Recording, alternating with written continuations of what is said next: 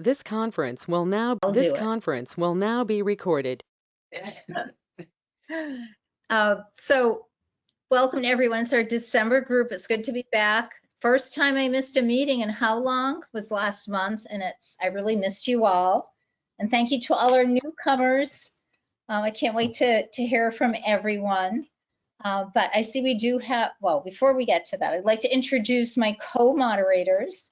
Sally, I'm a CLL patient. I live in Boston. I go to Dana-Farber, and I helped start the group here at Cannon. It's been a great resource for many. And I have my esteemed partner in crime here, Sally Torgerson. Sally. Hi. I'm from Santa Barbara, and I have multiple myeloma, and I've been diagnosed. I've been in remission since, for 3 years, and I had my stem cell transplant in March of 2019, and I've learned a lot from everybody here. And the newest moderator is Al. Hello, everyone. Unmute, Al. Yeah. Yep, I'm Al Rubalcaba. I'm down here in Tucson, Arizona, and I was diagnosed with polycythemia vera last year in about February. And we've seen Al grow so much in his knowledge and in his journey. It's been a delight to see you on this side of it, Al. Thank you, and great to see you back also, Michelle. Thank you. How are you feeling, Michelle? Oh my gosh, so much better. I've been on treatment a month. Been on treatment only a month, and I never thought I would be wanting treatment, but I did. And I can't believe it. I'm so much better. So I see that we have some newbies with us here this evening. Now, actually, you may have been here last month, and I wasn't here. So I would love to recognize that we have Jerry, who is identified as having AML. Jerry, we usually try to see if people are going to want to share. We'll come back to you, but allow everyone to say hello, and then we'll come back and have the new people tell us about themselves and share a bit once we get through introductions. So welcome from Detroit, as you said, the Detroit area. You have a lot of good Greek food in Detroit. Now we do, finally. Okay, and now we also have Lynn. You've been here before. I didn't. Okay, it's just because I know you. I feel like you've been here before. So Lynn, will come back to you as well. And you, I know you come to Boston at times, but you live in New York, is it? I live in Westchester County, New York, a suburb of New York City. Can you just tell me, I'm on my iPad and I'm new at this, and I only can see 6 people right now on my screen. Can anybody give me any technological whatever? I can't see what to push to see everybody.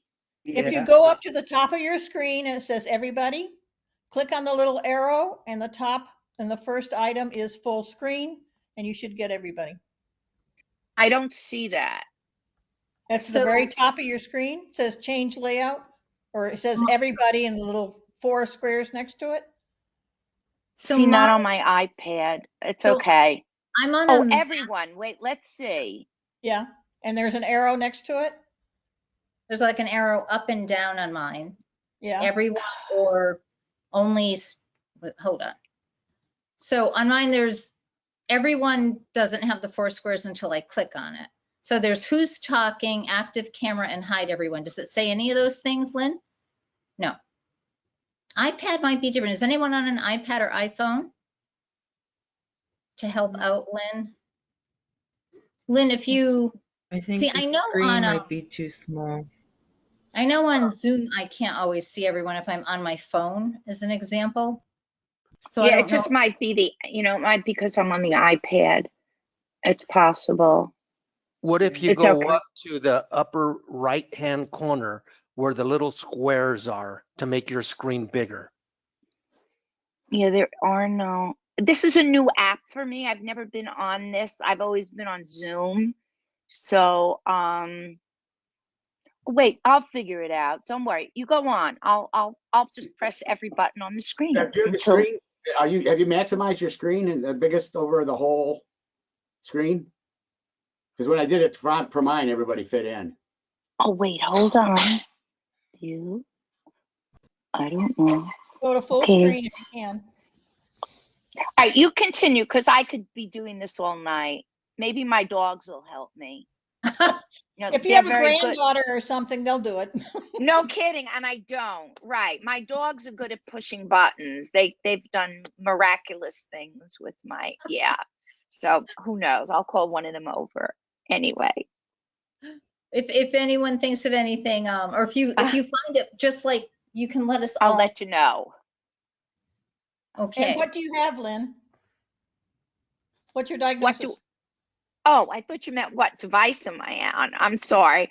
I was diagnosed with CLL in April of 2019, 3 weeks after losing my third child. My 26-year-old daughter passed away on March 22nd from an illness, and I was diagnosed 3 weeks later. It was after losing a child, honestly, being diagnosed was like, maybe sometimes I think now that she passed away when she did. I know this sounds crazy, to save me, because I think that if she was still alive, I'd be so worried about her that I couldn't take care of myself. And, maybe she was my angel, but it was bad. And I'm in a subgroup of CLL. I have every single solitary bad genetic marker that can go to Richter's transformation. So, I took care of myself all my life. I'm going to be 70. I work out. I eat organic. I don't eat meat. I did everything right. And, I know they say, my doctor tells me stress is not a factor, but I don't believe that. I do believe that my daughter was sick for 8 years. And I really believe that my body just broke down. It was too much. And I went through a divorce when she was getting sick too. So it was just like it was just like, just throw it on. And I'm still standing or sitting tonight. But I'm very blessed that I have a lot of good people in my life, and Jane is one of those people right here. Wave, Jane. Jane and I met on the internet, and we've become extremely close friends. Aww. She lives in New Jersey. I live in Westchester. We go out for dinner. We talk every day. Jane has been my savior. I mean it. So she's my guardian angel. So if anything good came out of CLL, it's Jane. And Michelle. I have heard that from other patients about groups, our the online support groups, like on Facebook or right here, in different support groups like this. And it is so true, because that's why these are so important, right? Because we all have this in common and can understand better than other people in our lives. So, thank you so much, Lynn, for coming. I know you have a busy schedule at night, busier than most people's days even. And Jane, thank you for coming too. And Jane, so you also have CLL. Yeah, I was diagnosed with CLL in March of 2014. I also lost a child. My son died in 2010, and I directly contributed to the stress of what I went through, although again, Dr. Furman, who I see at Weill Cornell, does not agree with me. And I started treatment in July. I am on Brukinza. And it was a slow start. I've had some side effects, on again, off again. And I see him next week, and fingers crossed it's going well. Do you see Dr. Furman? Yes. And I love him. And I see him too. So we met on Facebook, and what connected us was she said something about Dr. Furman. And I said, oh, he's my doctor. And then what even brought it closer together, we both lost children. So the bond is like, we just had this, right, Jane? I mean, we just like bonded. It was like in a minute, because we just get each other on levels that, we don't need to talk about with each, so, Yeah. So Well, thank you both for being here, and we look forward to hearing from you when we're discussing different things in the meeting. We also try to have a little fun. You'll find that, of course, through laughter. humor, that helps heal and bond us all too. And let's see, do we have anyone else new? So we have Jerry with AML and the two ladies with CLL who are new. And I see other faces. Hi, Ashley, good to see you. And Susan, now I wasn't here last month. Were you able to make it to the meeting last month, or is this your first meeting in a long time? And you're muted, so you'll have to unmute yourself.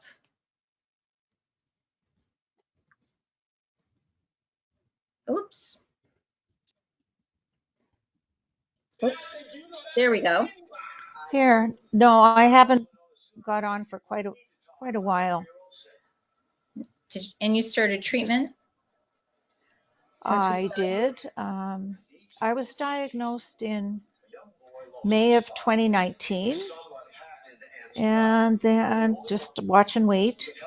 And then when did we start? June of this year, I started Gaziva. So I had six infusion treatments, and that was done last month. And so now I'm on Venetoclax till June 22.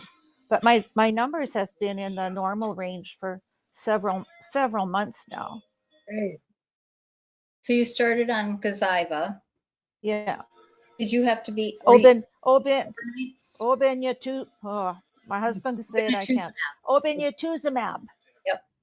You get a gold star for being able to say that one. If you can say that one, I know. You my said phone, it, so my iPhone can spell it. I only have to put in like OBI, and it fills it in for me on my iPhone, but I can't say it. So did you have to stay overnight in the hospital at all for the obinutuzumab ramp up? No, I went 2 days in a row. I went the one day, and they, how does that work? 100 one day and 900 the second day. So they give you 100 to see how you'll react. I had a bit of a reaction, but they gave me, it's been 6 months now. My brain fog doesn't let me remember what they gave me. Ativan, I think it was Ativan they gave me, and it settled down. So then I was there for 4 hours, and then I came back the next day, and again it was 4 hours. They kept like every half hour they increased how quickly they were putting it into the IV, and I've had no issues at all the other 5 treatments. In fact, the last one I slept right through almost the whole thing. Hey. I don't sleep really well on my own at home, so actually it was a good thing. Well, that's good. I almost missed coming tonight because I thought I had a nap this afternoon. I went and had blood work this morning, and I thought I was looking at the times, and I thought that it started at 6 and I'd missed it. So, but no. So here we are. Am I the token Canadian again? Here's so. I don't know if anyone here is from Canada. Susan, do you have a TV on by chance in the background? Because we're picking it up. I don't know if it's or a radio on. Yes, my husband's watching NCIS. Good show. Have to keep our care partners well entertained there. Well, thank you Dave, for can you turn it down a bit? Susan, it's good to know that your numbers are good. And how long did it take for that to happen? I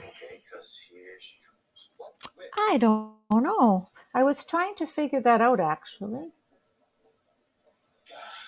All my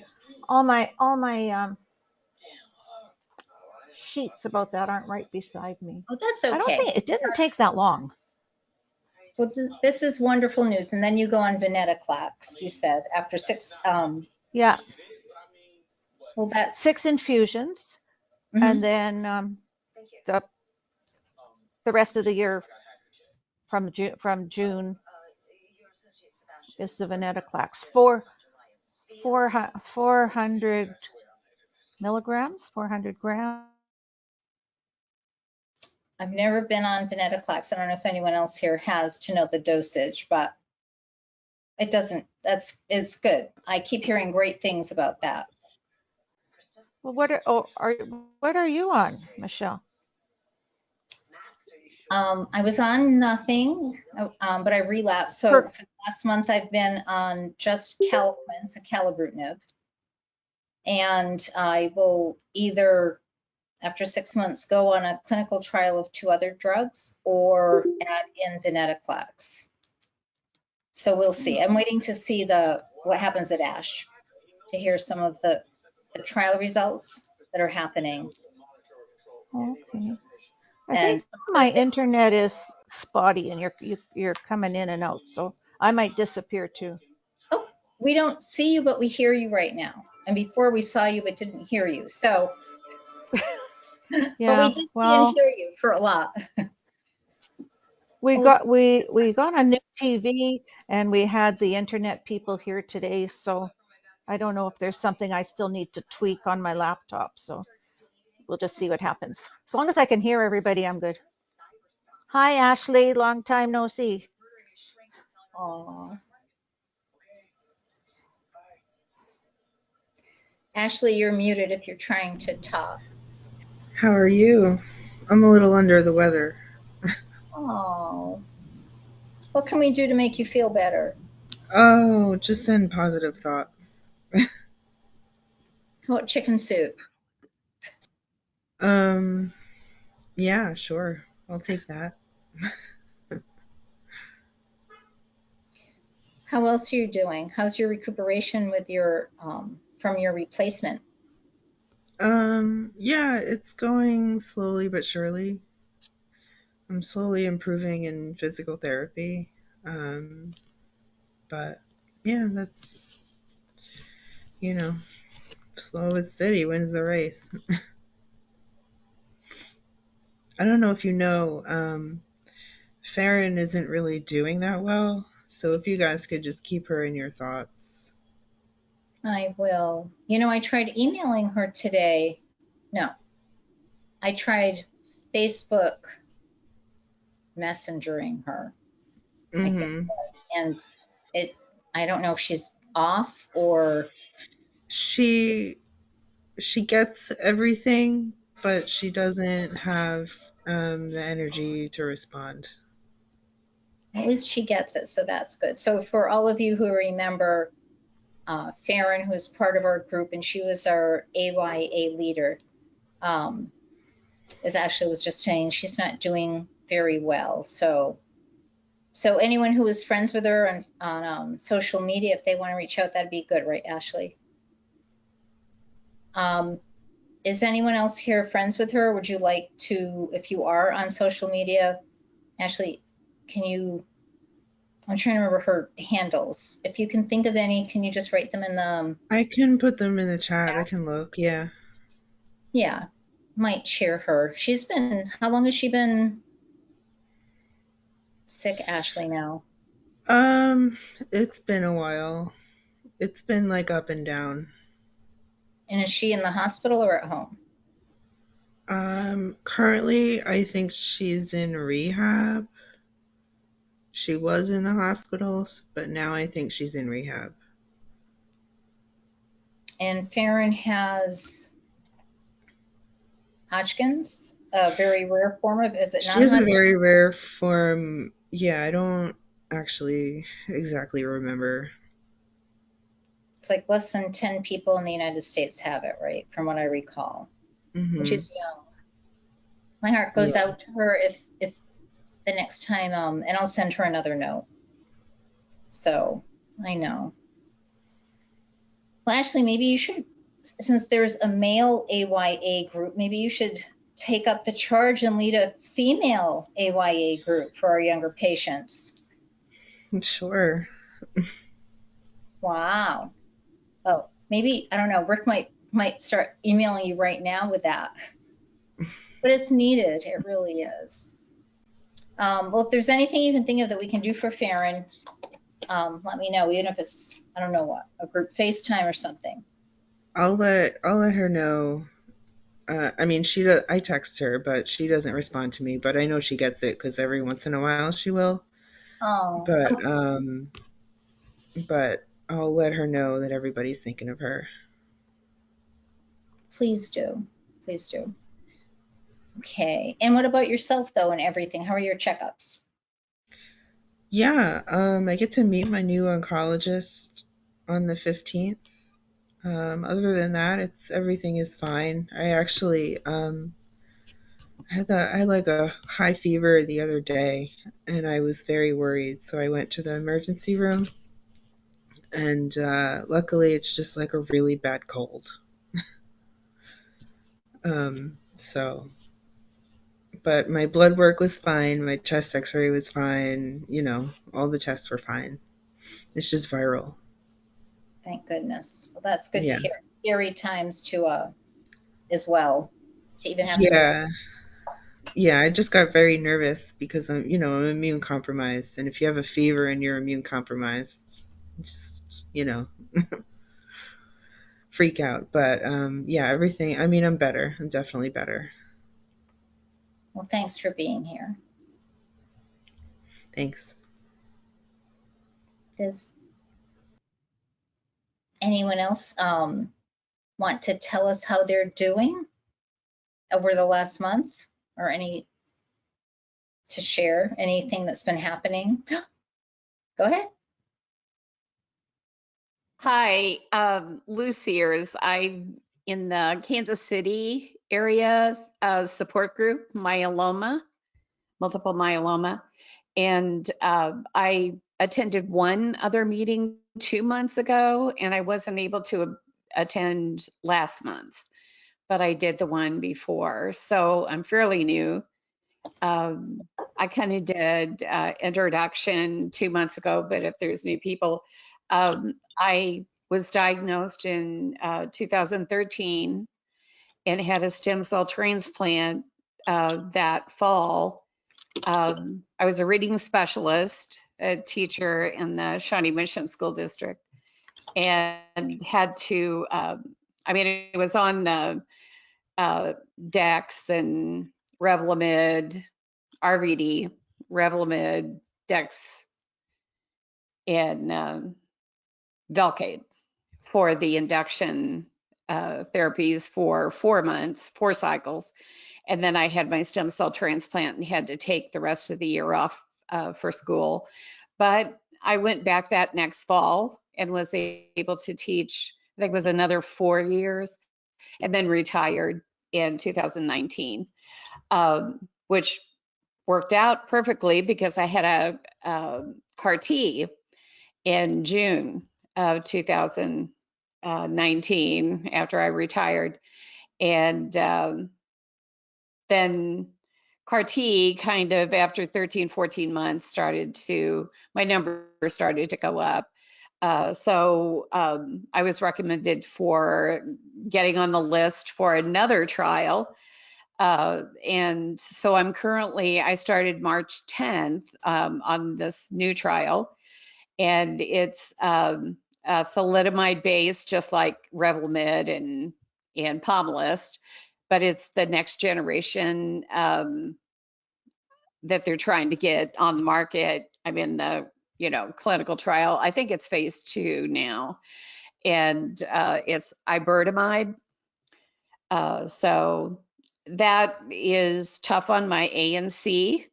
So I have to go off sometimes for a couple weeks for the white cells to build up and my ANC to build up, my absolute neutrophil to build up.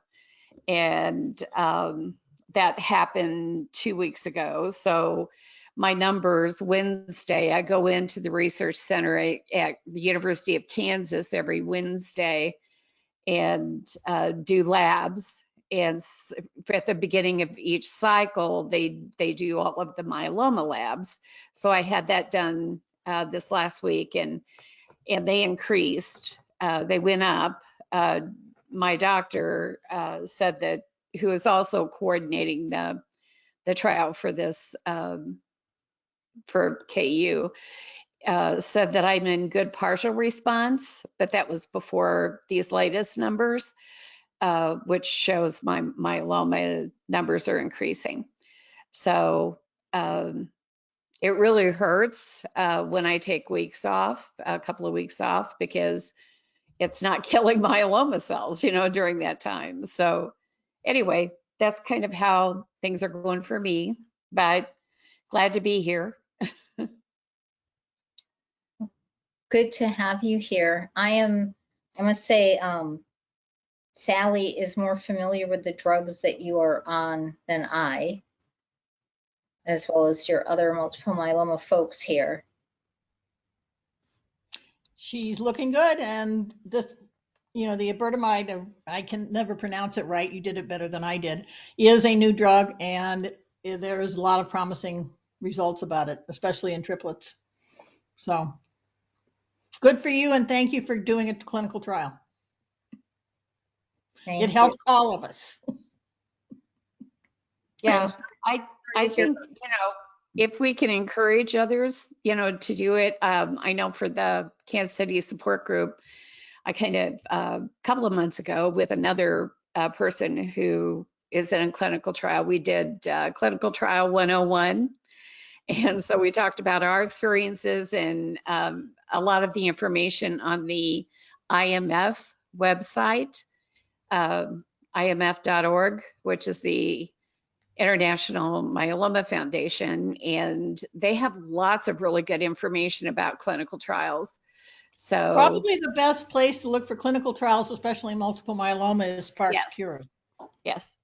So anyway, it's something that I think that there are ins and outs about anything, but I'm like you said, it's a promising drug. My problem is the ANC. So hanging in there, and the doctor doesn't want to put me on the lowest dose. I'm on the third lowest from the top. I was on the very first top at the beginning, but it was way too strong for me. And so dropped it again, and there's a fourth level, but he doesn't really want to go that low because then you don't have your myeloma cells being killed. So anyway, yeah, just hanging in there. That's good to hear. And also, you look very festive. Can you show us what's behind you, your tree, if that's a tree or your wreath? Oh my God, it's beautiful.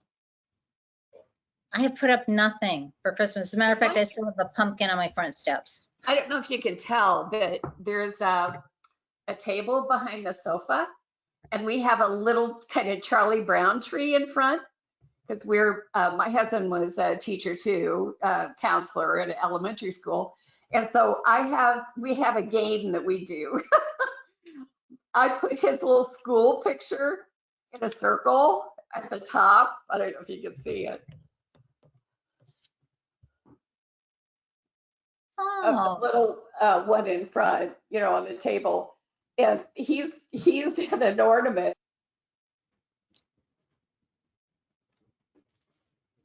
Very cute. It looks like we have someone else who joined us. Oh, we have two Lyns. We have Lynn in stereo. So thank you, Lou, and also I'm sorry to hear about the CAR-T not working. And that I have heard that for some it does and some. It sounds really promising, I think, for leukemia patients that have solid tumors. The CAR-T it can be curative for a lot of leukemia patients that have the solid tumors. But Dr. Ganguly, who was the one that's was coordinating the CAR T at KU, he told me right at the onset, for those of us that are myeloma patients, he said on average 13 to 14 months. So but I wasn't on any medication during that time, so I was thankful for that, because you can't take, things because it would kill the little CAR T cells, the killer cells that they reinfuse in your body. So I was off of medication for over 1.5 years, almost 2 years. So no maintenance drugs. That was sure nice. Yeah, there's a CLL doctor out there who calls it a drug holiday or treatment holiday. I kind of like that. Has a nice ring to it. Don't everyone be shy. Just if anyone wants to speak, please just, we encourage that you do speak up. Jerry, did you have anything else you wanted to talk about tonight since you're one of our newbies? Yeah, I'm just battling the host versus graft stuff. And so they're jockeying around with different anti-rejection drugs, and I'm on cyclosporin now, which is just like a skunk. The smell, you open it up and it's just like a skunk went right into your kitchen or something. But I was on tacrolimus, and I was getting pretty severe migraines from it, and I've been on it since I got the stem cell transplant in February or July, sorry. And so I'm just, trying to battle all that stuff now. But it's, the way I look at it is it's kind of minor given everything else. Because I almost died between, I came down with AML first, got into remission, and my oncologist didn't read the second bone marrow test because I said, my numbers aren't improving. Something's going on. And I probably had minimum residual disease is what they call it. And it came back, and it started getting worse and worse. And I got so sick that they had to admit me into the emergency room to siphon off all my white blood cells, basically, because I was at like 250,000 white blood cells. And then I went right into chemo again. And that was the third time I was in chemo, got into remission, and then I finally, got in for a stem cell. And I really feel lucky about it because we had Rochester Institute, what is it, in Houston. All these guys said, it's going to be really tough to get him into remission, but they hit me with everything that they call it the kitchen sink chemo. And that put me, and that with this miracle drug I have an IDH1, the type that they have a new drug for that actually minimizes it. It stops it from going. And that combined with chemo put me in remission. And the guy came back and said, had I had this 4 years ago, I would have never made it. So it kind of calls me a technological miracle. But the drug stuff was like $12,000 a month. And I've got a teacher, my wife's a teacher. I got teacher benefits. And it's just brutal with the cancer drugs. So my sister was a teacher in the teachers union, and she actually had a great plan. Does that mean you have to pay out of pocket, or does that mean you have a good plan? No, I have a really good plan, and it was still that out of pocket. Yeah, the new drug I'm on is $16,000 a month. Yeah. Revlimid is $23,000 a month. Yeah, I don't even know who can, other than if you're like wealthy, that you can have throwaway money, right? Not that this is throwing money away, but I don't know who could afford that. I have a grant from Celgene, so. Yes, First year I was on it, I didn't have Medicare because I didn't need it at that time because I was healthy. It cost me $60,000 out of pocket. Really? Well, my husband accuses me of marrying him for his benefits, which we were married before any of this happened, but I'm fortunate in that not only does he have insurance through work, but he's retired from the military. He was career military, so we have that as well. We have TRICARE and another insurance. So where one doesn't pay, the other picks up sometimes all of the rest of it, not always. So I'm really blessed, and I am lucky that my husband has great insurance. Yeah, But see, not everyone I I'm know self-employed, and Hmm? so the deal is, I just didn't go, because typically the benefits for private companies is mediocre at best. And so what we did is we just relied on hers, but because it's teacher, state, or Medicare, they won't give you the $25 discount scenarios to put you on the plan and everything. So you have to be charged full rate. And the other drug I was on was the second most expensive, and that was $48,000 a month. It didn't work. Hey, we're all expensive inside. Yeah, it's that's why I was kind of bummed that the Democrats didn't pick up the plan for the plan of helping with out-of-pocket, prescription costs and everything, because they just slay you. Wow. Well, so has anyone else had graft host here with any thoughts on what, basically what they've done to help it in their various treatments? Huh. Yeah. So Sally, you never went through that? No. Well, no, graft host is only when you have a donor other than yourself for your stem cells. Correct. Ashley, how did you react with yours? I still have it. I have a chronic version. I had it acute at first, and now I have it chronic, and now I'm on Jakafi, however you pronounce it, and cyclosporin as well. I'm trying to get down off of the cyclosporin, but apparently it's affecting my liver, so I have to stay on the dose I am now. Good luck to you. I want to be off the cyclosporin and all the steroids and everything, because it's a tough road to go long term. Yeah, I was on prednisone for a long time, but now thankfully I'm not on it anymore. Yeah, I'm on prednisone and cyclosporin. Yeah, I was on that too for a long time. And is the Jakafi, is that to take the place of any of that? Or is that considered a steroid? It's not a steroid. It's something inhibitor. I don't remember. You take that, Jerry? I don't know if it's appropriate for. No, well, I'm still in the acute phase, so I don't know what I'm going to be dealing with, but the deal is it doesn't seem to be getting better. And so I don't. You can definitely like bring it up with your doctor, because I think you can have it for acute stage from what I saw. I think, yeah, I don't know.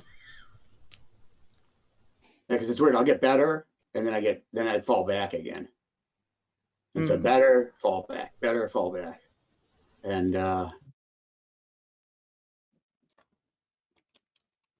I don't have any issues with blood or anything like that anymore. I mean, everything's good, no liver, no this. It's just this constant itching everywhere. Yeah, I have it in my joints.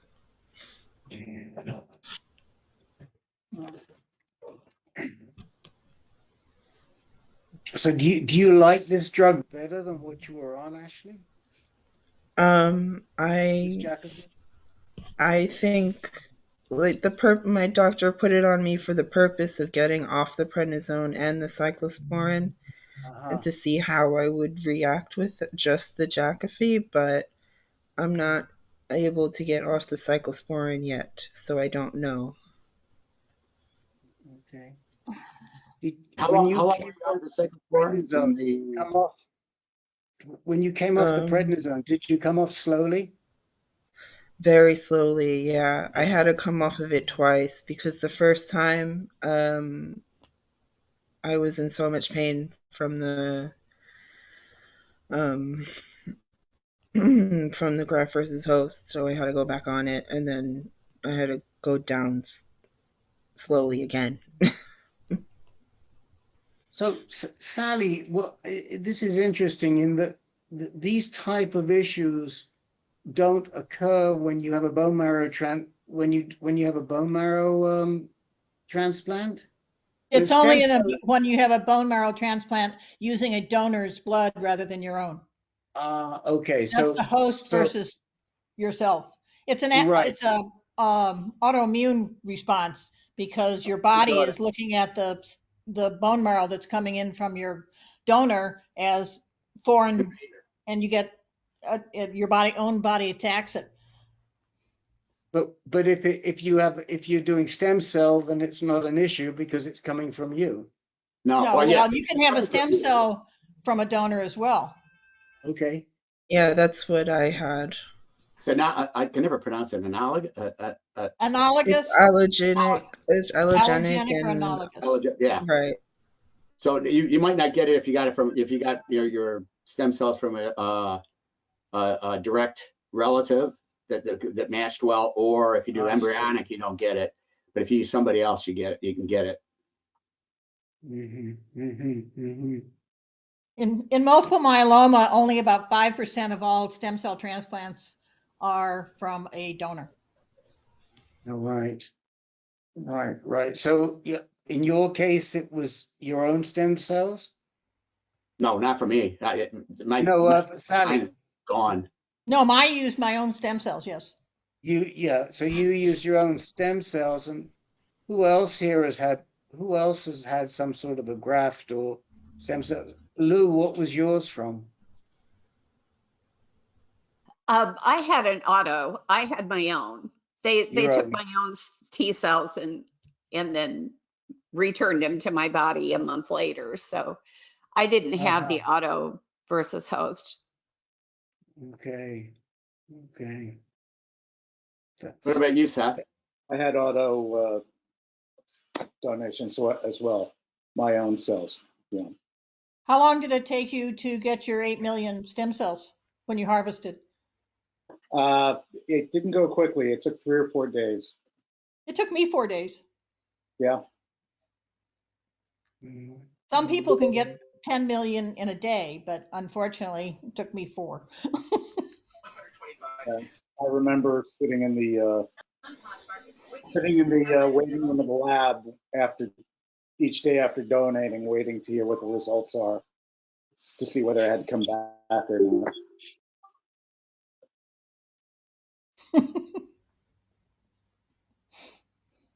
I have a question. Okay. Yes. Michelle, you mentioned that you were thinking of starting, I believe, another clinical trial. Did you, or you were waiting for ASH to come out? So my question to you is, since you see, and I share your doctor too, since we both kind of see one of the top doctors in the country, I'm just thinking like,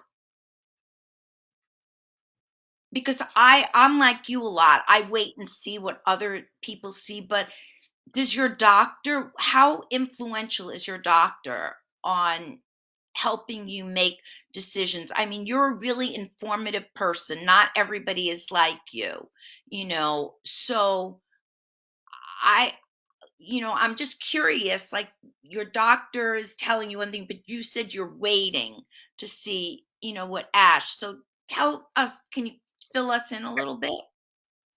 So, well, there's a couple of reasons. So first time around treatment, basically I didn't know enough to ask questions because I was new at everything and I wasn't as informed a patient and I didn't know how to advocate myself. So first time around, I was basically told it's time to start treatment.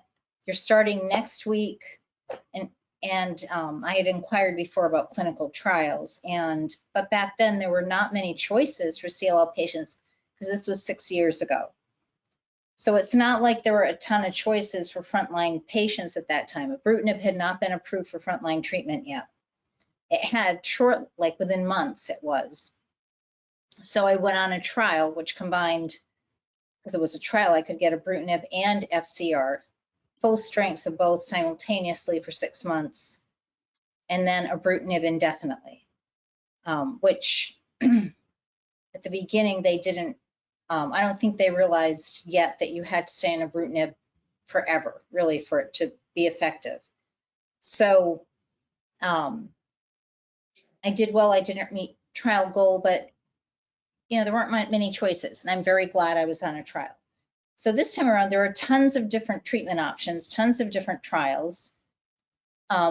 Yes, my doctor did suggest a few, but the one that we had pretty much decided on, the phase 1 study, well, first of all, phase 2 is not open yet. It will be soon.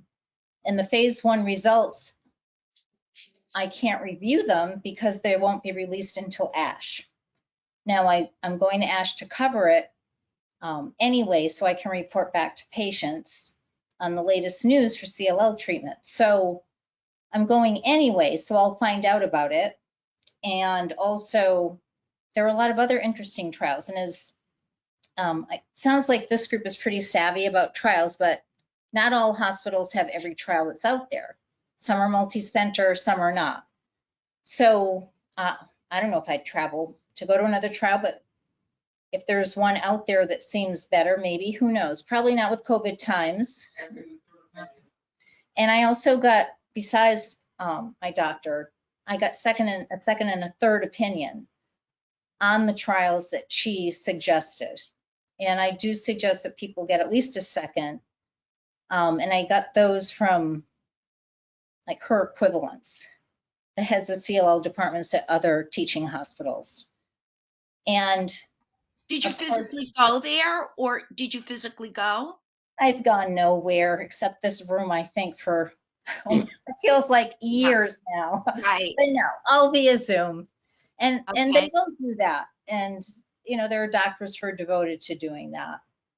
Also, those of you who have MM and AML now, the Myeloma Crowd Health Tree University and Health Tree Cure Hub, once you get onto that and you put in your data, they have a consultant team of 6 doctors who reviews all your labs and your current treatments and things like that.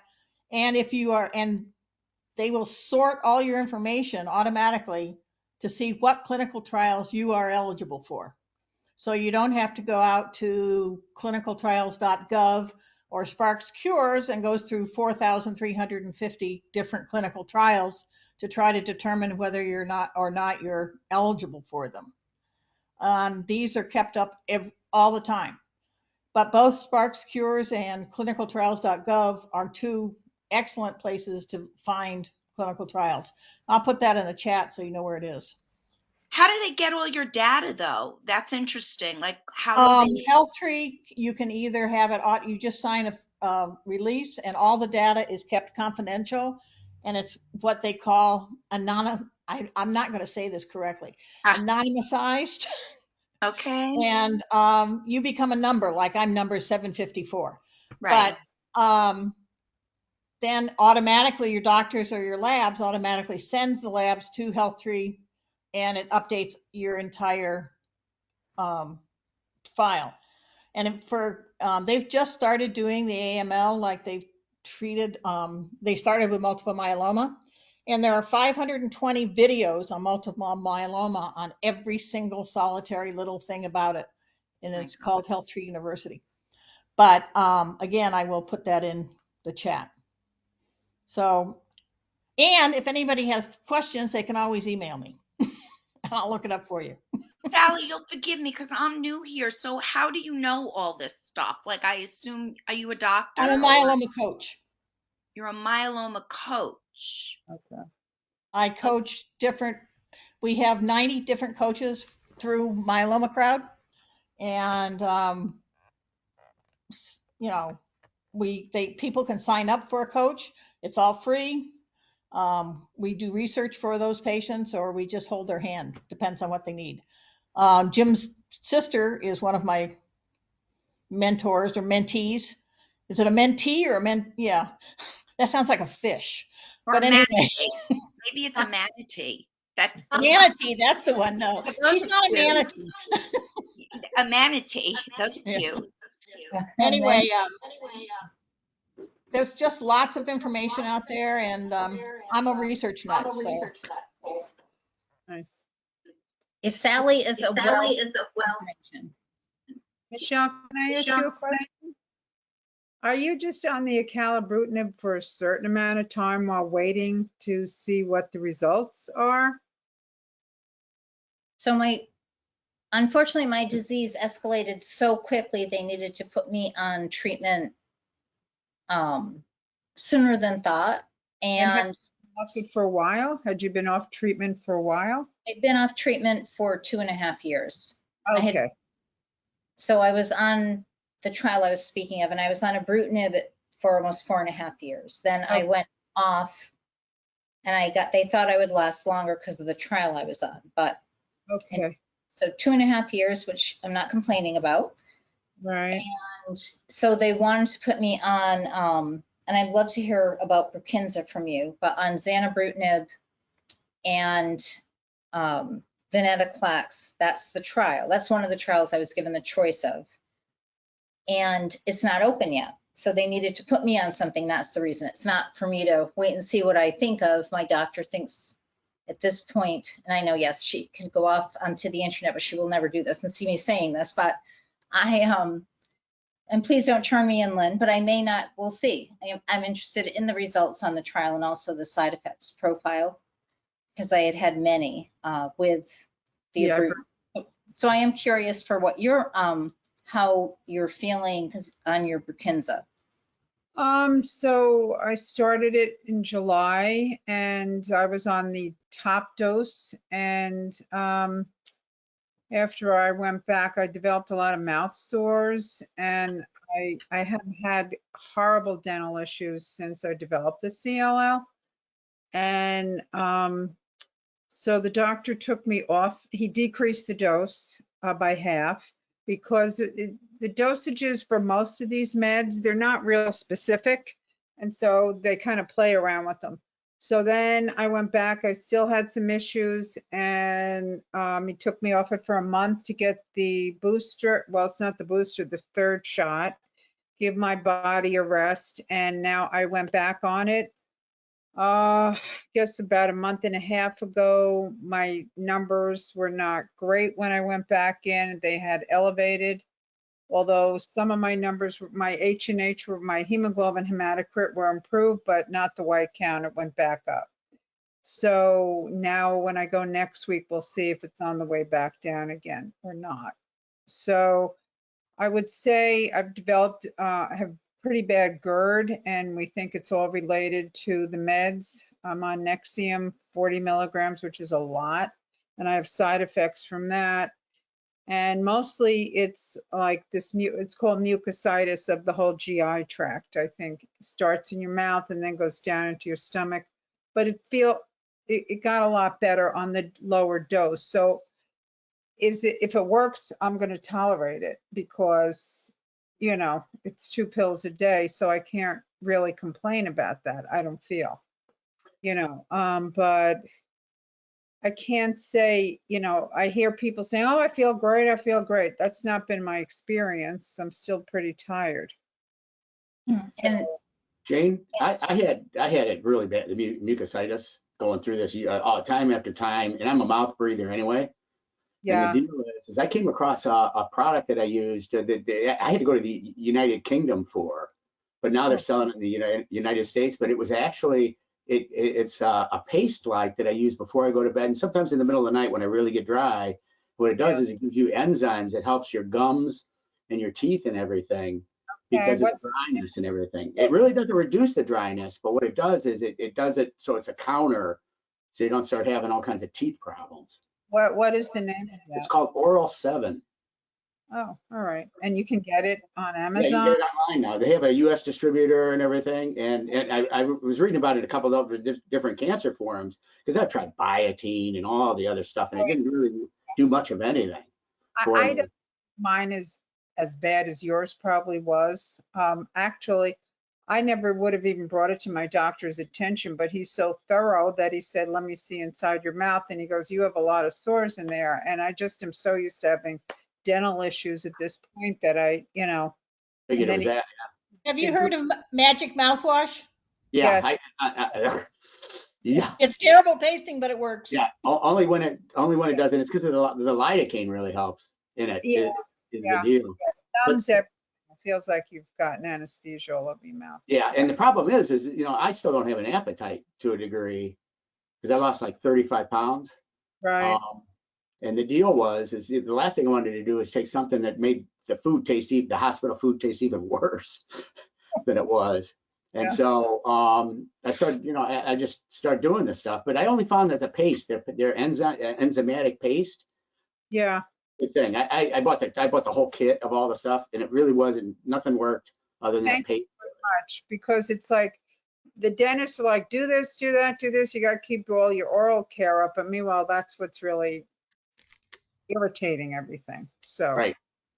So I but use my biotin toothpaste. That's the Yeah. mildest thing you can get, and then I use the Oral 7 for the.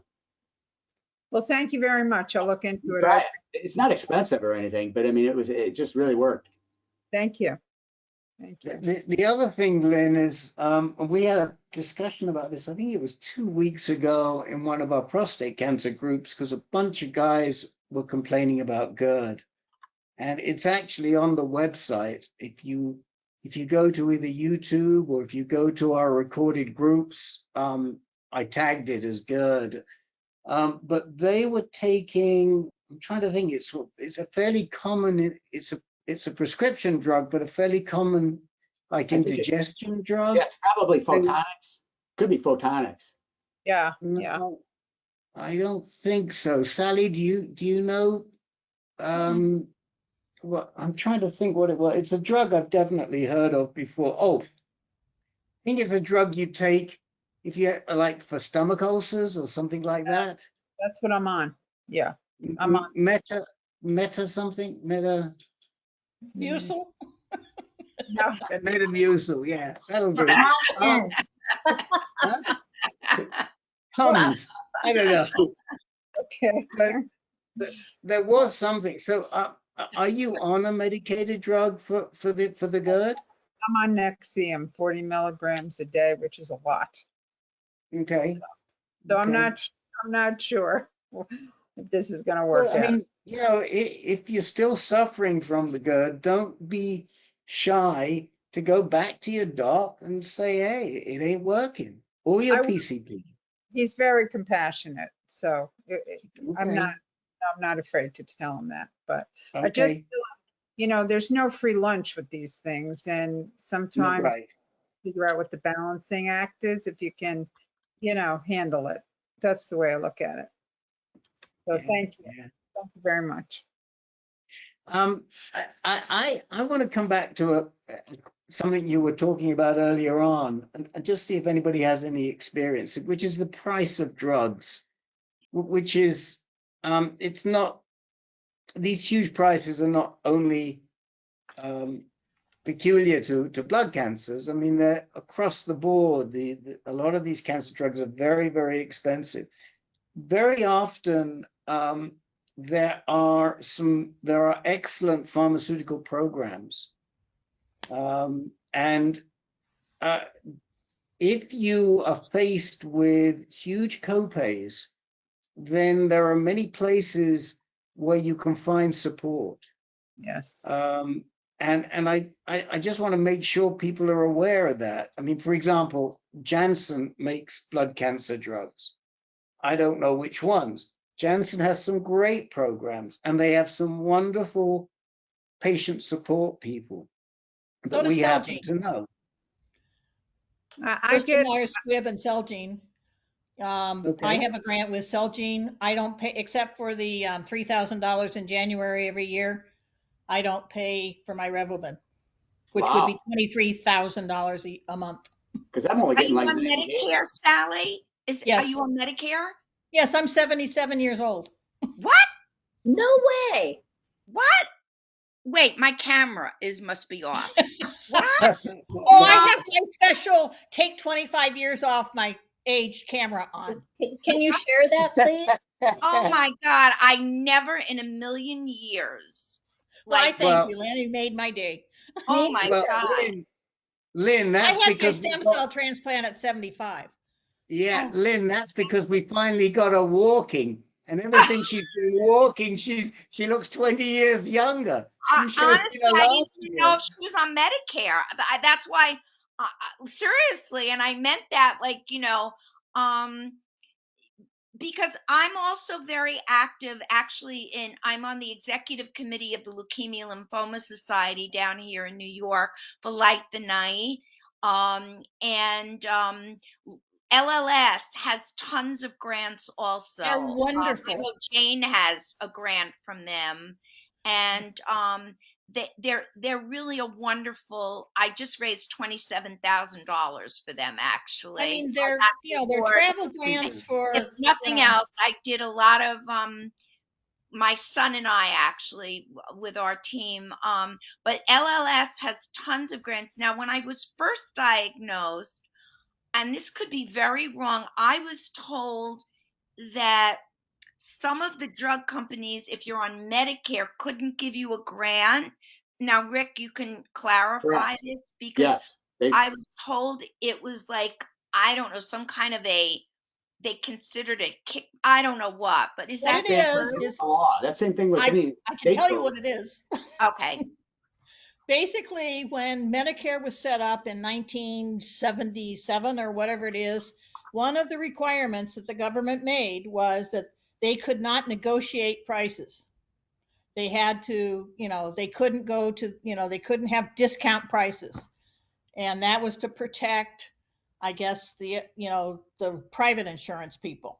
But this is all changing, and how they get away with it is that I don't know how they get away with it, but they do. Because like I say, I have a grant with Celgene, Right. and I know other people have grants with Bristol Myers Squibb, and like Rick said, Great. Janssen. So, they're, and there's a bill in front of Congress right now to Right. allow Medicare to negotiate prices. Yeah, I think they dropped it though. It Don't didn't tell go. me that. Yeah, they did. I Because who don't could think I afford mean, that they these totally prices? reversed on it. It's bullshit. Nobody can afford these prices. When when you talk these prices, this is, right, Rick. I mean, and I was never sick a day in my life. And I must admit, my dad was a doctor, so I used to get free samples. This is way back in the 60s and 70s. I won't date myself. I was a newborn baby. But he used to get samples. And when he stopped practicing, honest to God, I never knew you had to pay for medicine. My house was full of samples.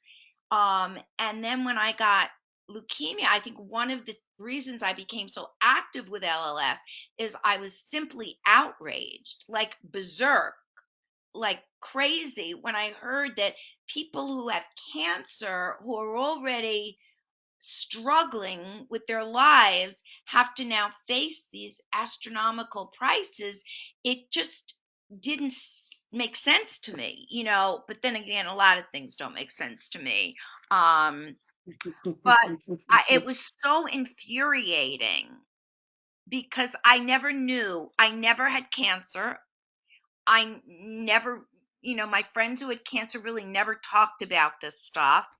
And it just blew me away. Even the donut hole, with Medicare, that's still like a donut hole because you can't afford a donut anymore after you pay the first 2 months with I Medicare, hit the donut right? hole in February every year.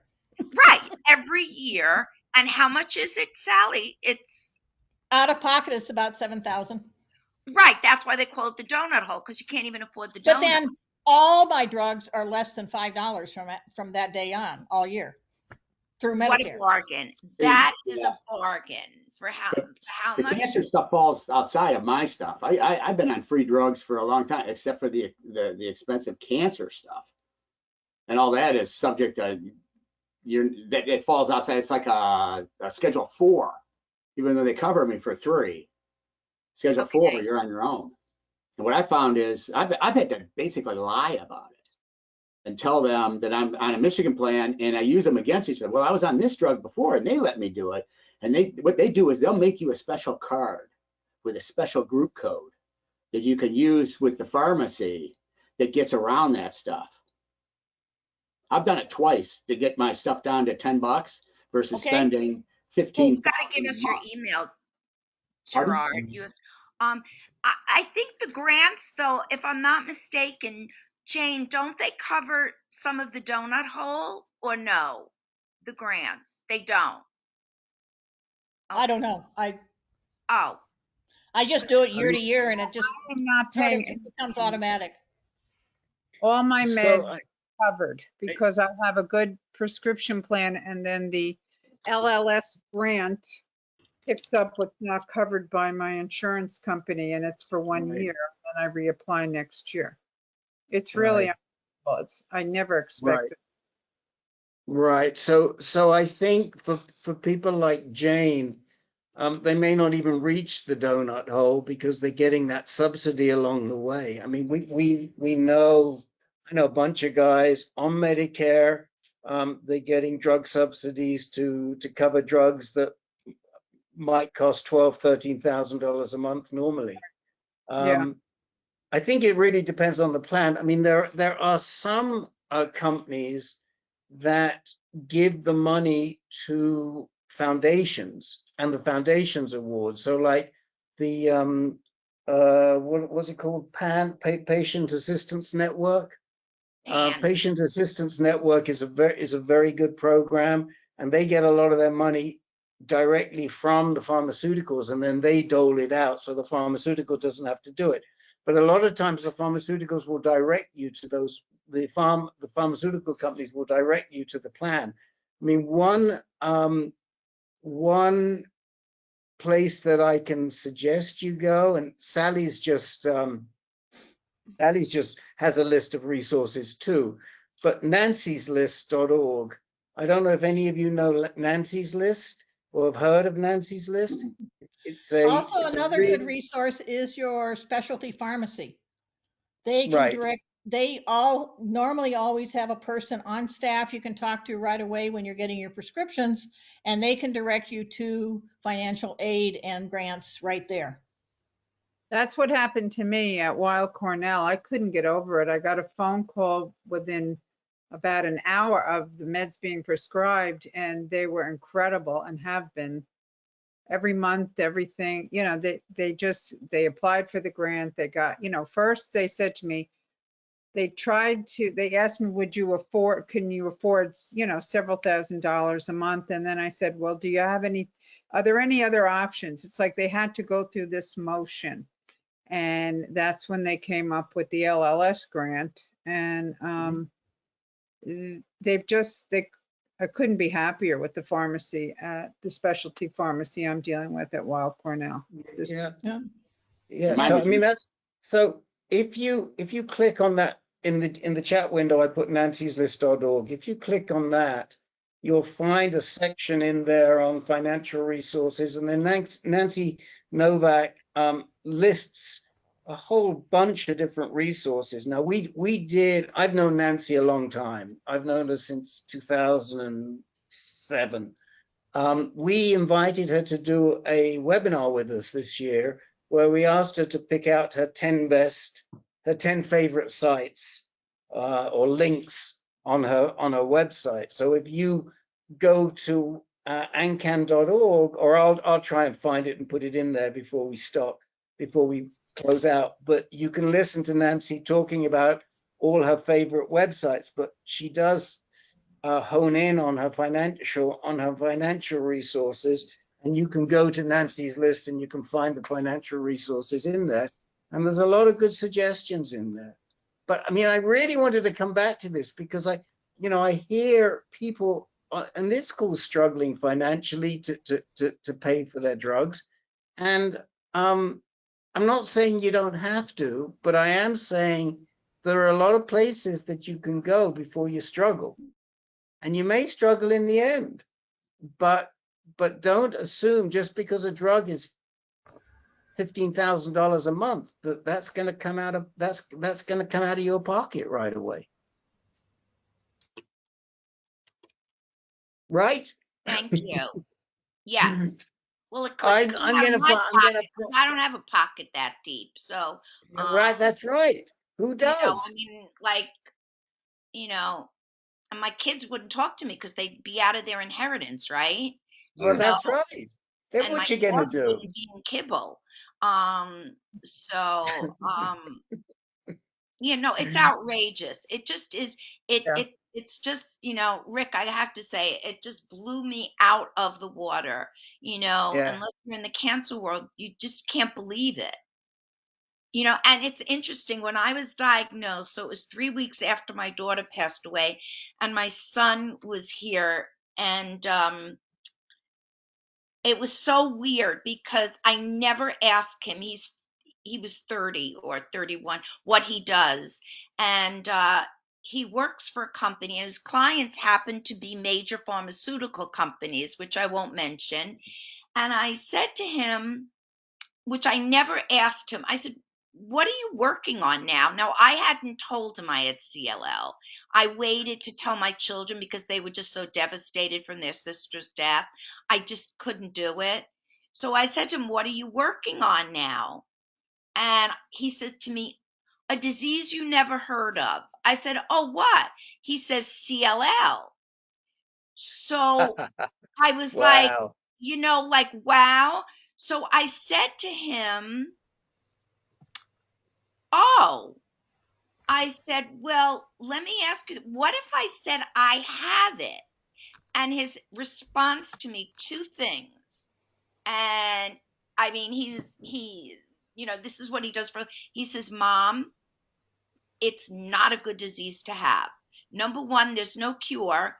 And number two, the medications are very expensive." That's exactly what he said to me. And my answer to him was, "Do you think I chose this? You know, do you think I woke up and said, like, oh, I think I'll get CLL today?" You know, but that was the first thing he said to me. But the good news is, I hate to say this, is he always told me if I get sick, make sure it's a disease that a lot of people have. Because if you don't have, you know, a lot of the pharmaceutical companies don't want to invest Yeah. their money in a disease that only, like, you know, Yeah. 100 people have. So, and Yeah. I I mean, never did. we do a lot of work with rare disease. Not a lot, not as much as I'd like, but we do a fair amount of work with rare diseases. And he's absolutely right. But I've posted that Nancy Novak webinar as well in the chat window, and there's going to be more information if you go there too. But you know, there's one other thing that I want to say, that I feel to some extent, I mean, we work with a number of different pharmaceutical companies, not all of them, but a number of them. Everything we do, we insist it be non-branded. We will not push drugs in any of our groups for the pharmaceutical companies. We absolutely will not, and we will not allow them to push their drugs. Now, we will say we like a particular drug. So, for example, we get a small sponsorship from Bayer for our prostate cancer group. I happen to think that they make the best drug in the space. The problem is you can't get it because the FDA approval is so narrow, but it's a wonderful drug, and the men who are on this drug feel so much better on it. But we're not going to allow them to come on and tout their drug. We feel that we have to keep that separation. It's really, really important. That said,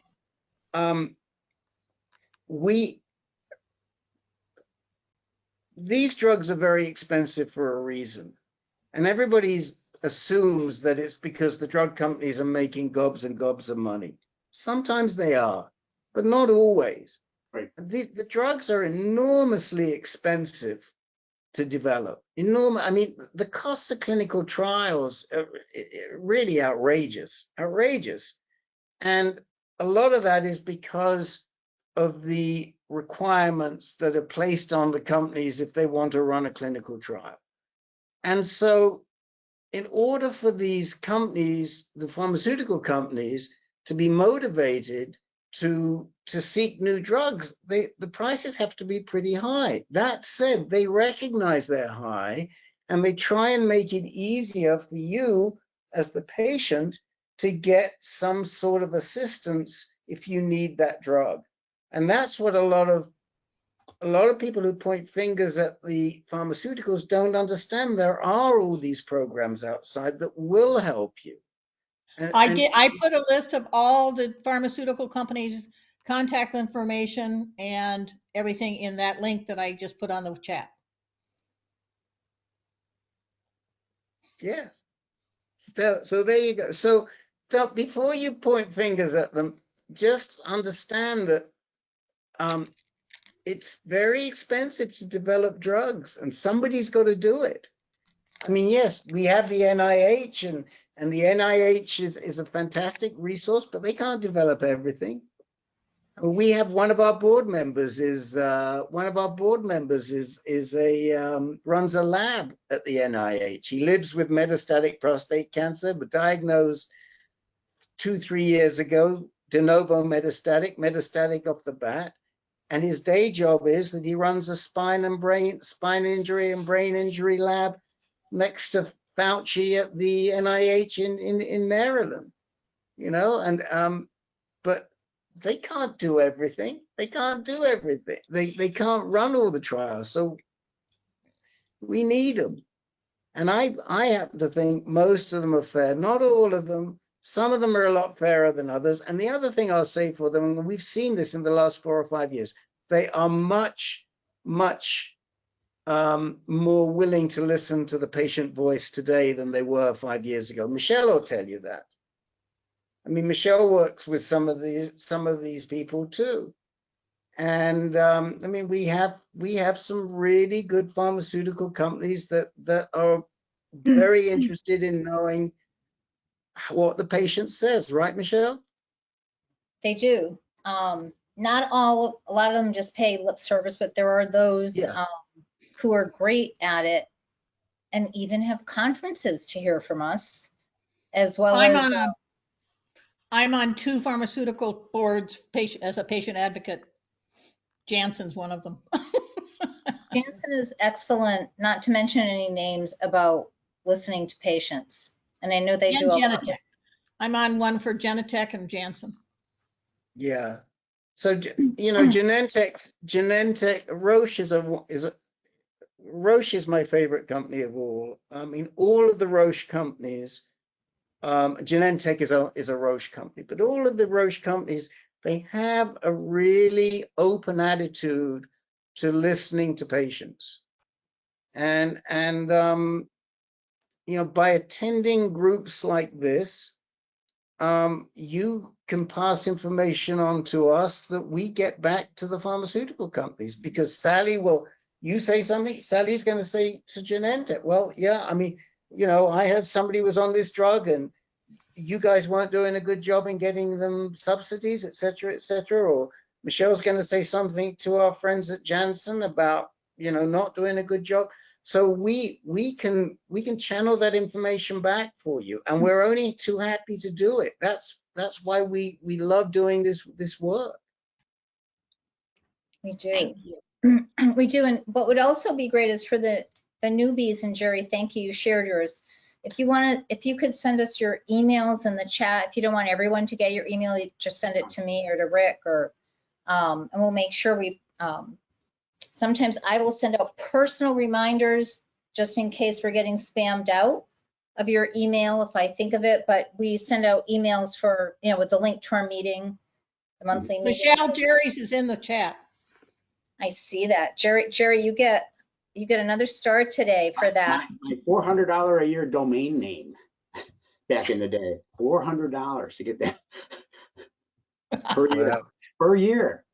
Yeah, I'm still paying for some that I never use. It's a good reminder for me to get rid of them. But anyway, so if you could send it, also when NCAN has special events, like Rick has just mentioned some of them, that could be of interest, like for the ones you were saying about, you had Nancy's list on right recently. Yeah, webinars and yeah.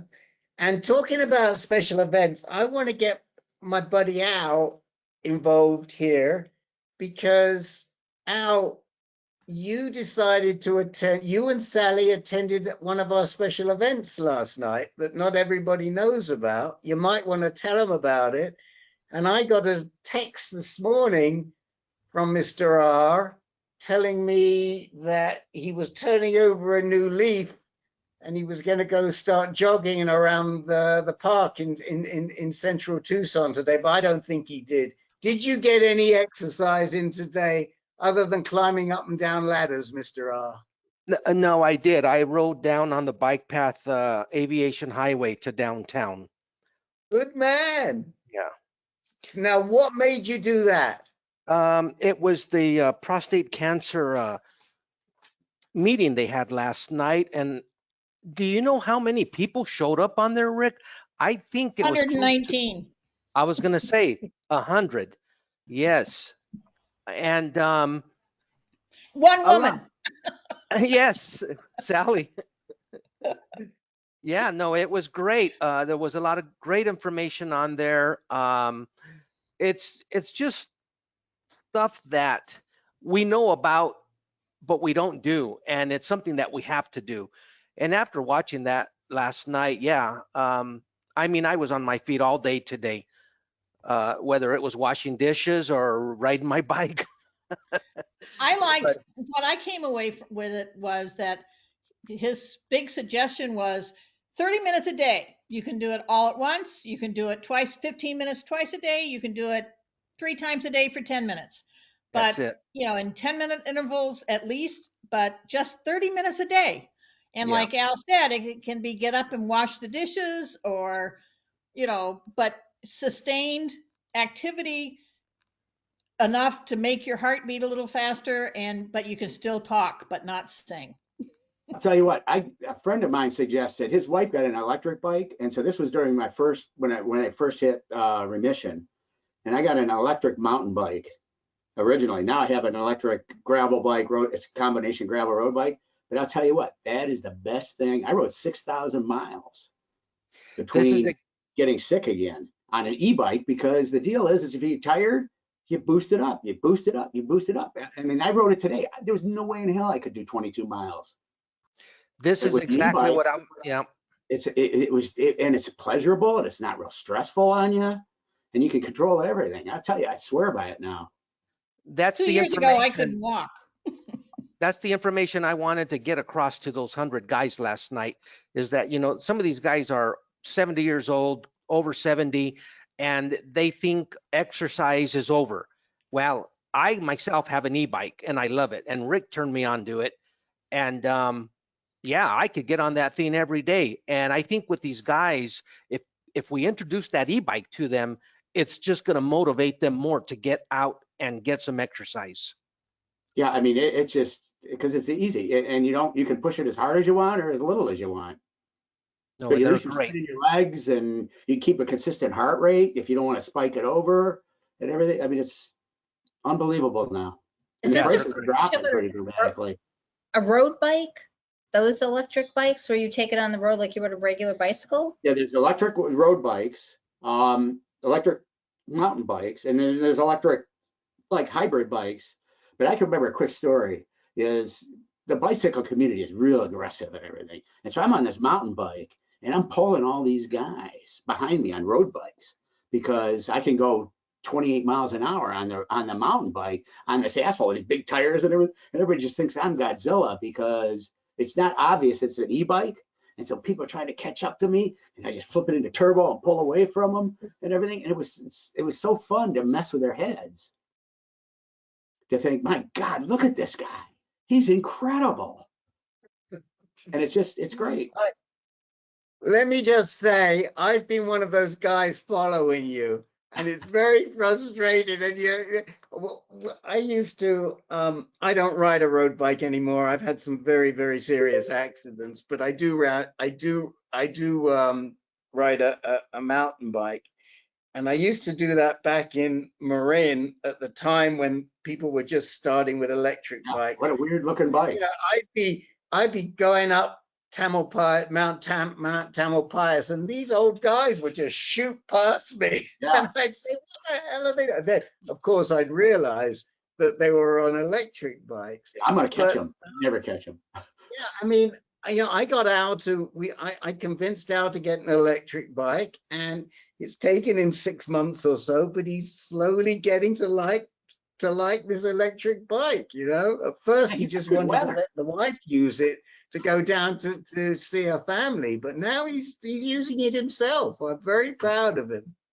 Very proud of him. And and the nice thing is, just like Al and Jerry said, you give yourself as much assistance as you need. Right. So you get halfway out there and you're feeling really crummy, you just add a little more assistance to get yourself back. I've used an electric bike, so I do know. I don't have one myself, but I've used one, so I know how they work. So yeah, it's a wonderful thing. Now that's all I have is electric bikes now. You hear, Seth? Yeah, Seth. Can you hear us, Seth? Are we coming in? I'm just checking in with you, Seth. Now, I do know that some of you, and like Seth, you have back issues. So you have to adjust with your back issues, and maybe you have to use a different type of bicycle because that can be a problem. But go on, Seth. I see you put your mic on. I used to ride all the time. I really loved it, but you're right. I have back issues, and storing a bike in an apartment is a whole nother issue. Yeah, right, because they are heavy. But I do my walking every day. My goal is 2 miles a day. Sometimes I don't make that. Most times I do, and I wouldn't consider going on without doing that. I feel really funky if I don't get out and get my walking in every day. Fantastic. Good for you. Good for you. I was going to say, I put our YouTube in the chat window, our YouTube channel in the chat window, and that exercise seminar will get posted in the next couple of days, hopefully by tomorrow night. I haven't even seen it yet, and I'm looking forward because I couldn't attend last night. And the other thing to do is to sign up to our blog, and that way it'll come into your mailbox because we put all this stuff on our blog, and so it'll come into your mailbox. But you'll from what I hear, it's probably worth the time. And what Al said to me is, can we get this guy back just to answer all the questions that weren't asked? And so we're going to try and do that at some point. Jim, we haven't heard from you. What's going on with you tonight? You're being very quiet. Well, let's see.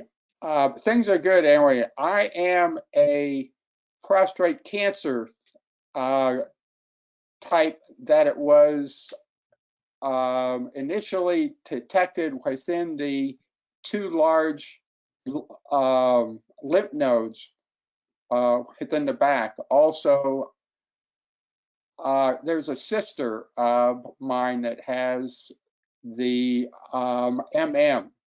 So anyway, I decided to join the group. Now, on the subject of the exercise, I've been doing that now for 4 years, okay, and it's been fantastic, especially, okay, on the bicycle. I do a bike ride about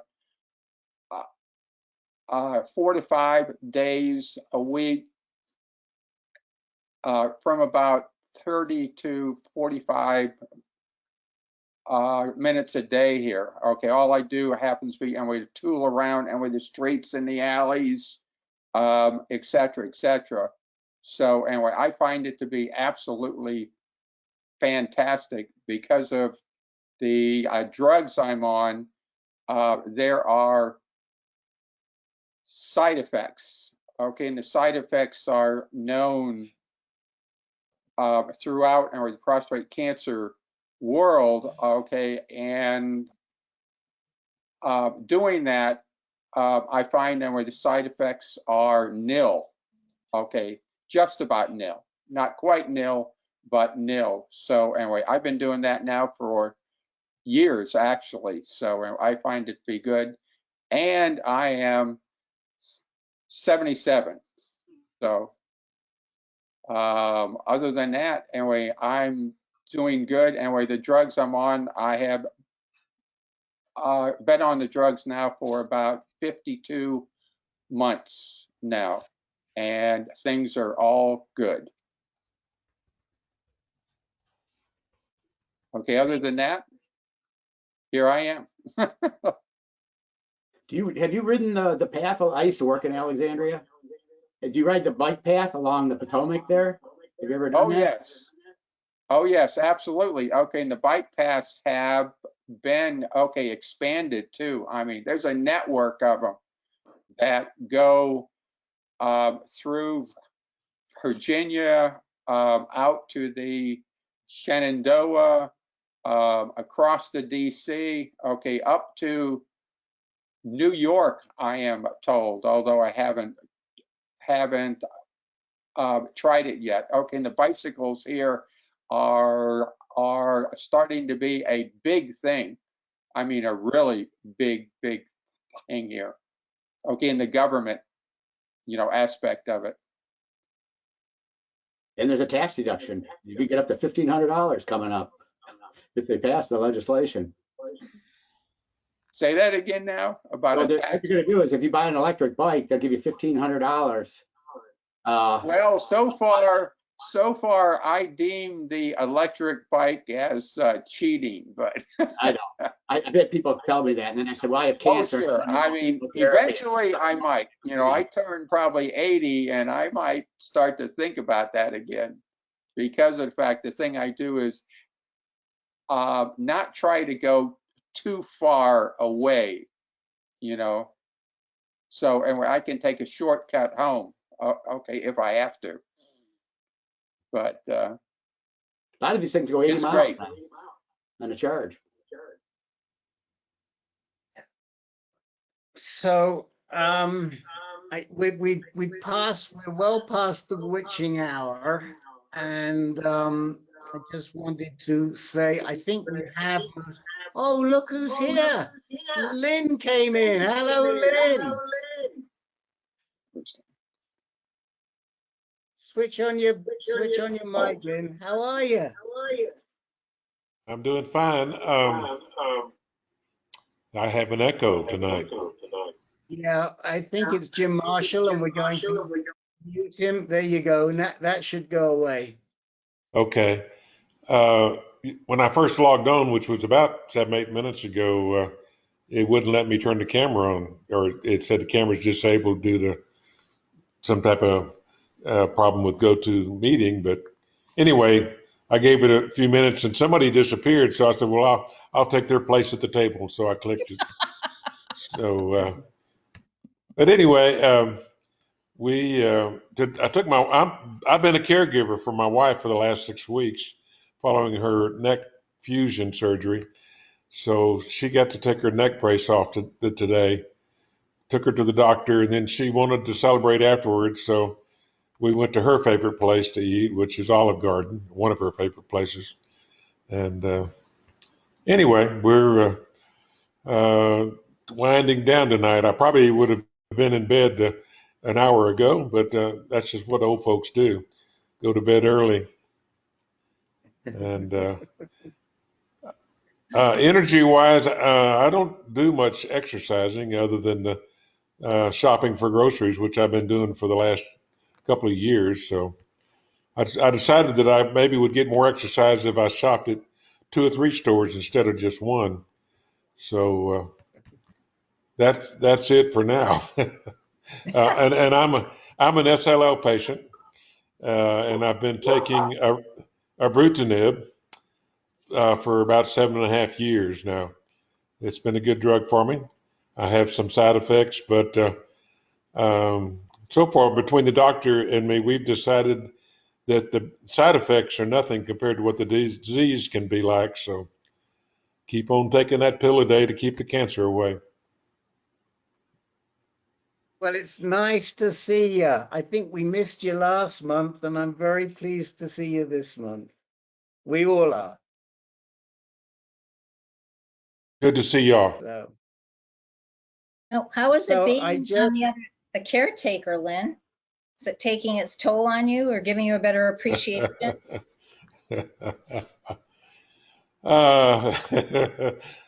other day I asked my wife if she would like for me to fix her something for supper. She said, "No, I want you to go get me something for supper." This was before her surgery, and I said, "You don't like my cooking?" She said, "No, your cooking's okay. I don't like cleaning up after you." And you women know what I'm talking about. Turn a man loose in the kitchen, and he can mess up every plate in the place. What did you cook for her that night, Lynn, that got her so bent out of shape? Oh goodness. Well, I think that night we got a to-go meal from somewhere, but I fix things. Probably the best thing I fix is roasting potatoes and carrots in the slow cooker, and make some homemade bread to go with that. And that's one of my better meals. But meatloaf and mashed potatoes, all that stuff is already prepared, and I just have to heat it up. For this year for Thanksgiving, it was all thrown in my lap to do the Thanksgiving meal. But one of the local stores, I bought the turkey there, but for $50 we got the gravy and the other things, the stuff, dressing, and the mashed potatoes and the green beans and the cranberry sauce and and the sweet potatoes. So, and that was supposed to be enough to feed about 6 or 8 people. We have enough left of that for Christmas, so it's in the freezer. And I think for Christmas or Thanksgiving or New Year's, whenever we do it, I'll just buy a turkey breast. But I have to get a lot of instructions on these sort of things, though. And I mean, I can heat things in the microwave, but I think you're doing great, Lynn. I think you're doing great. We're all rooting for you. If the wife has any complaints, tell her to speak to Michelle. Okay. Yeah. So, so I just wanted to say we're going to close out. I think we have everybody's email so we can get back to you, except Jane. Jane, if you'd like to receive a reminder, just drop us a line, info@ancan.org with your email, and we'll put you on, and then you'll just get a reminder before the next meeting. The next meeting is January the 6th, which will be the first Thursday in January. And between now and then, we got a lot to wish you. We'll start off with Happy Hanukkah because it's Hanukkah right now. We can go into to Merry Christmas, and from there we can go to Happy New Year. And I think I might have forgotten Diwali, and I don't know what else. But we just hope that you have a really, really good holiday season, and that we'll be here for you next year to provide as much support as we can. I'll leave it up to your moderators if they want to say anything else. Thank you all for being here. It's been a great meeting. And thank you to all the newbies for joining us. I hope you come back.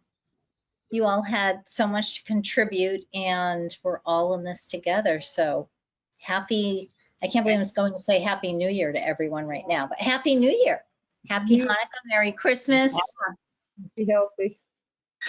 And just as a reminder for those of you who are interested in the new Medicare bill, as I said, the latest as of today is I put it in the chat, the link, and it's still going through right now. So they cut some of it out, but not all of it. They're still trying to limit the out-of-pocket expense to $2,000.